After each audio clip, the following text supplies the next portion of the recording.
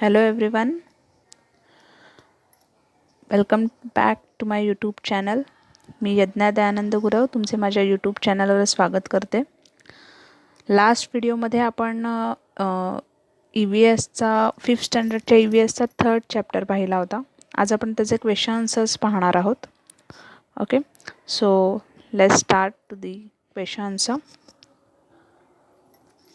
3rd chapter होता आपला the earth and it's living world, म्हणजेच पृथ्वी आणि पृथ्वीवर राहणारे सजीव. Okay, so start the question answer. First question, fill in the blanks.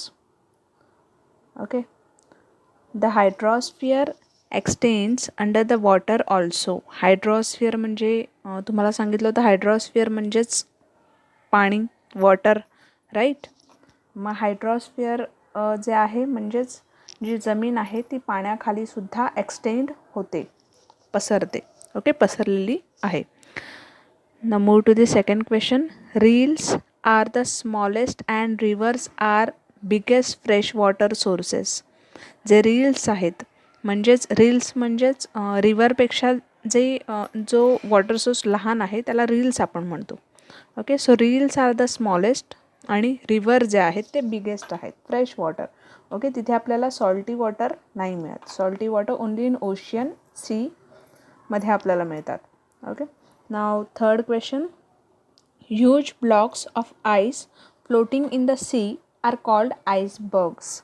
जे आईसचे मोठे मोठे जे ब्लॉक फ्लोट होत समुद्राला मिळतात त्यांना आपण आईसबर्ग्स असं म्हणतो. Move to the fourth, that is almost all the water vapour in the atmosphere is contain in the troposphere. जे काही वॉटर वेपर आहे, जे पाण्याचं बाष्पीभवन होतं ते ॲटमॉस्फिअरच्या कोणत्या लेवलला होतं तर ट्रॅपॉस्फिअर या लेवलला होतं. ओके, जी 13 किलोमीटर पृथ्वीपासून 13 किलोमीटर उंचीवर असते. Fifth question. The layer of atmosphere which is next to troposphere is called stratosphere. जी ट्रॅपॉस्फिअरच्या वर जी लेअर आहे तिला स्ट्रेटॉस्फिअर असं म्हणतो. आणि ट्रॅपॉस्फिअर आणि स्ट्रेटॉस्फिअर यांच्यामध्ये काय असतं, ozone gas, right. Sixth question. Many lakes and wells get water from springs. Yes, जे लेक आहेत, लेक म्हणजेच तलाव आणि वेल्स म्हणजेच तुमच्या विहिरी. ओके, सो लेक आणि वेल्सना जे पाणी आहे ते कुठून सप्लाय होतं तर ते जमिनी घालून सप्लाय होतं, through springs. Okay. Seventh, kangaroos are found only in Australia. Yes, kangaroos जे आहेत ते ऑस्ट्रेलियामध्येच आपल्याला बघायला मिळतात. Now let's move to the second question. In the following sentences underline the words that refer to landforms. आता इथे तुम्हाला सेंटेन्स दिलेत आणि जे लँडफॉर्म्स आपण पाहिले होते ना, हिल, प्लॅट्यू किंवा valley, right.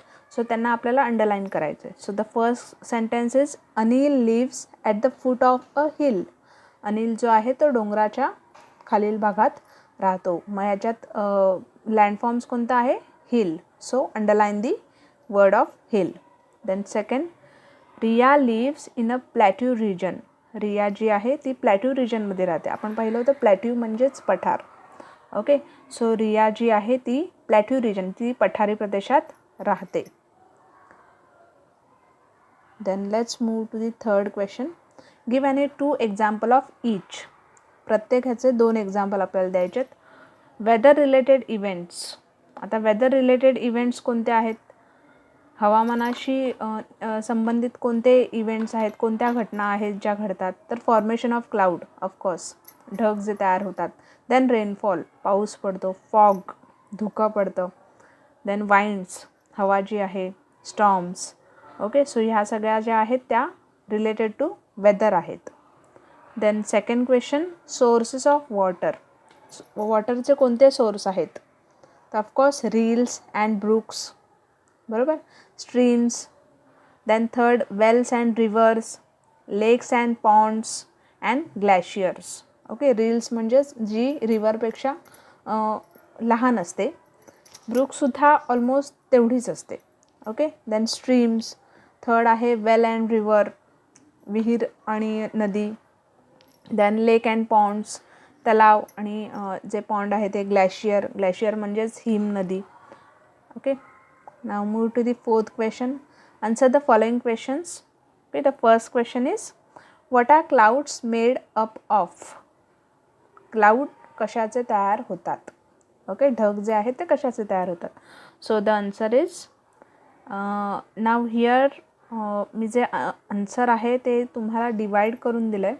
Okay, so point wise answer दिलं आहे. So it's better to understand you.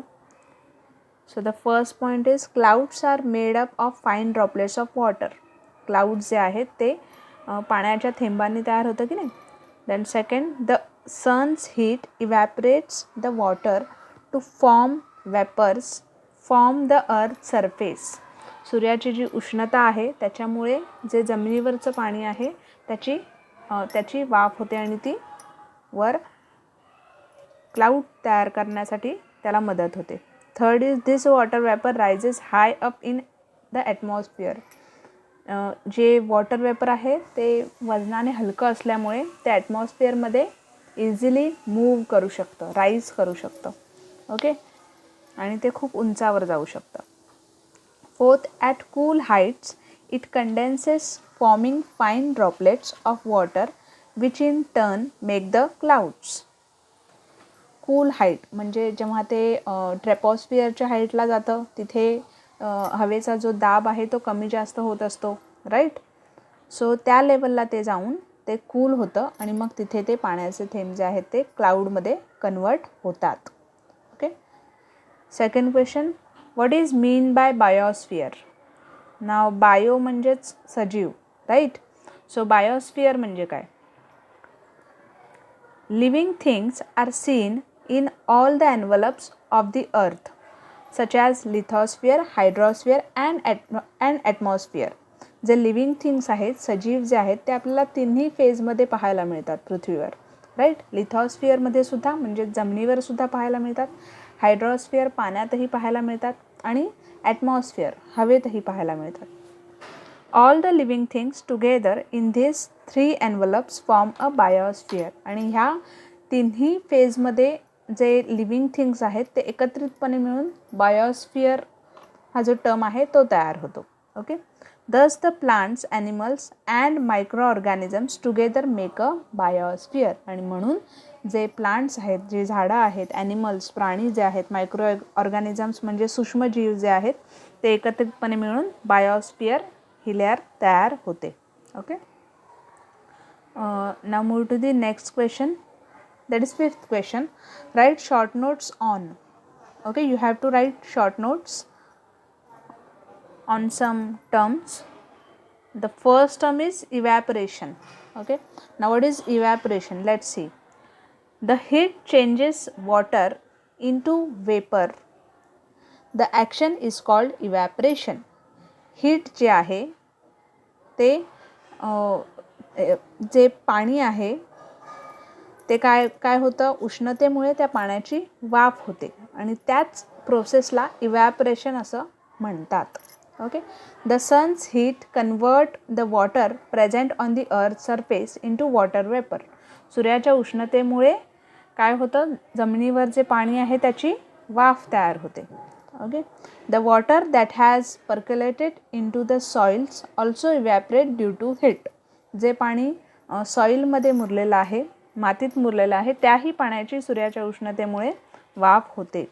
All such vapours enter the atmosphere. आणि हे सगळं जे पाणी आहे ते ॲटमॉस्फिअरमध्ये एंटर होतं, म्हणजेच वजनाने हलकं असल्यामुळे त्या पाण्याची वाफ होऊन ती वर ढगांपर्यंत क्लाउडपर्यंत पोचते. Okay, this vapour condenses and comes in the form of rain back to the surface of the earth. आणि हे जे वेपर आहे ते आपल्याला रेनच्या स्वरूपात, पावसाच्या स्वरूपात पुन्हा जमिनीवर येतं. ओके, दस evaporation is necessary for rainfall. आणि म्हणून रेनफॉल होण्यासाठी, पाऊस पडण्यासाठी इव्हॅपरेशन ही जी प्रोसेस आहे ती खूप महत्त्वाची आहे. The water cycle keeps on functioning due to evaporation. ते वॉटर सायकल आहे, आपण काल वॉटर सायकल पाहिलं होतं की जमिनीवरचं जे पाणी आहे ते सूर्याच्या उष्णतेमुळे वर ढगात जातं आणि मग ढग जेव्हा ते वजन पेलू शकत नाही तेव्हा ते पावसाच्या स्वरूपात पुन्हा जमिनीवर येतं. ओके, सो ते वॉटर सायकल जे आहे ते फंक्शन होण्यासाठी ते कशामुळे फंक्शन होतं तर इव्हॅपरेशनमुळे. Okay, now second short note, condensation. Okay, now see what is condensation. Condensation is the process in which vapor is changed into water. Condensation he process आहे ज्यात वेपर जे आहे, वाफ जी आहे ती वॉटरमध्ये कन्वर्ट होते, ती पाण्याच्या थेंबांमध्ये कन्वर्ट होते. In nature due to condensation there is rainfall. आणि नैसर्गिकरित्या ड्यू टू कंडेन्सेशन जी वाफ आहे ती पाण्यात रूपांतर होते आणि त्यामुळे काय होतं, रेनफॉल होतो, पाऊस पडतो. Okay, the water vapour that reaches the upper layers of atmosphere get condense and forms fine droplet of water. जे वॉटर वेपर आहे, पाण्याची जी वाफ आहे ती अप्पर लेअरला जाते ॲटमॉस्फिअरच्या, म्हणजेच ट्रॉपोस्फिअरच्या लेअरला जाते आणि तिथे ते कंडेन्स होतं. कंडेन्स म्हणजेच ते पाणी तिथे कूल होतं. ओके, आणि मग त्याचे फाईन ड्रॉपलेट्स, ते ड्रॉप्स आहेत, ते छोटे छोटे पाण्याचे थेंब आहेत, ते तयार होतात आणि ते एकत्रितपणे मिळून काय तयार करतात, क्लाउड तयार करतात. Now next short note, yes, water cycle. Okay, the movement of water it is continuously taking place from earth surface to earth atmosphere.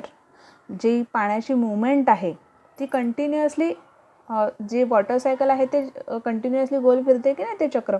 So अर्थ सरफेस टू अर्थ ॲटमॉस्फिअर, जमिनीवर येतं, पुन्हा ॲटमॉस्फिअरमध्ये जातं, पुन्हा ते ॲटमॉस्फिअरच्या लेअरला जातं, पुन्हा ते जमिनीवर येतं. सो ही प्रोसेस जी आहे ती कशी आहे, कंटिन्युअस आहे. Okay, the process of evaporation, condensation and rainfall is a continuous process. या तिन्ही ज्या प्रोसेस आहेत, इव्हॅपरेशन होणं, कंडेन्सेशन होणं म्हणजेच वर जाऊन ते कूल होणं आणि मग ते फाईन ड्रॉपलेट्समध्ये कन्वर्ट होणं आणि मग रेनफॉल पडणं, ही जी प्रोसेस आहे ही कंटिन्युअस आहे. Okay, due to the sun's heat the water on the earth's surface is continuously evaporate. Of course सूर्याच्या हीटमुळे, उष्णतेमुळे जे पाणी आहे पृथ्वीवरचं ते इव्हॅपरेट होतं continuously. Okay, since the water vapour is lighter than air it rises high in atmosphere. आणि ते वॉटर वेपर हे कसं असतं, लाईट असतं, राईट, वजनाने हलकं असतं आणि म्हणून ते एअरमध्ये खूप उंचावर जाऊ शकतं. Due to cool temperatures at the heights the water vapour condenses forming fine droplets of water. Yes, cool टेम्परेचरमुळे काय होतं, जेव्हा ते उंचावर जातं तेव्हा ते ट्रॉपोस्फिअरच्या लेअरला असतं, राईट. सो तिथलं टेम्परेचर कसं असतं, कूल असतं आणि त्याच्यामुळे ते जे वॉटर वेपर आहे ते कंडेन्स होऊन त्याचं ड्रॉपलेटमध्ये कन्वर्जन होतं. ओके, दिस ड्रॉपलेट्स लेटर फॉर्म क्लाउड्स. आणि हेच ड्रॉपलेट जे आहे, हेच जे पाण्याचे थेंब आहे ते नंतर क्लाउडमध्ये, ढगांमध्ये रूपांतरित होतात. When small droplets of water become heavier and bigger, they descend down on the earth in the form of rain. जेव्हा हे लहान लहान पाण्याचे थेंब असतात ते हेवी होतात, वजनाने खूप जड होतात. ते क्लाउड जेव्हा तो वजनाने जड होतो तेव्हा काय होतं, ते पुन्हा जमिनीवर in the form of rain, पावसाच्या स्वरूपात पडतात. Rain water mixes with different water bodies. Rain water जे आहे ते भरपूर प्रकारच्या वॉटर बॉडीजमध्ये मिक्स होतं, म्हणजेच तुमचं फ्रेश वॉटरसुद्धा आहे त्यात, देन ओशियनमध्ये सुद्धा ते पावसाचं पाणी ते मिक्स होतं. Okay, so the snow bound regions also show melting of ice and glacier. Of course जे स्नो बाउंड रिजन्स आहेत, बर्फाळ प्रदेश जे आहेत, तिथलासुद्धा जो आईस आहे तो मेल्ट होतो. ओके, जो बर्फ आहे तो मेल्ट होतो आणि तो मेल्ट होऊन काय होतं, हिमनदी तयार होते, ग्लेशियर्समध्ये ती कन्वर्ट होते आणि हीच ग्लेशियर पुढे येऊन ओशियनला मिळते, समुद्राला मिळते. This water also eventually mixes with ocean water. Yes, हे वॉटरसुद्धा समुद्राला येऊन मिळतं. In this way water moves in the cyclic manner. आणि या प्रकारे पाणी जे आहे ते सायक्लिक मॅनरमध्ये त्याच्या चक्रात फिरत राहतं, which is non as water cycle. आणि यालाच आपण वॉटर सायकल असं म्हणतो. ओके, सो हिअर आपण इथे 3rd चॅप्टरचा क्वेश्चन आन्सर जो आहे तो कंप्लीट केलेला आहे. ओके, नेक्स्ट व्हिडिओमध्ये आपण नेक्स्ट चॅप्टर पाहूया. तोपर्यंत टेक केअर. आणि तुम्हाला जर माझे व्हिडिओज आवडत असतील तर व्हिडिओजना नक्की लाईक करा. तुमच्या काही क्वेरीज असतील तर आम्हाला कमेंटद्वारे नक्की कळवा. आम्ही त्या कमेंट्सना उत्तर देण्याचा नक्कीच प्रयत्न करू. व्हिडिओज जर तुम्हाला आवडत असेल तर शेअरही करा. ओके, आमचा चॅनल सबस्क्राईब नसेल केला तर सबस्क्राईब करा. तोपर्यंत गुड बाय, टेक केअर.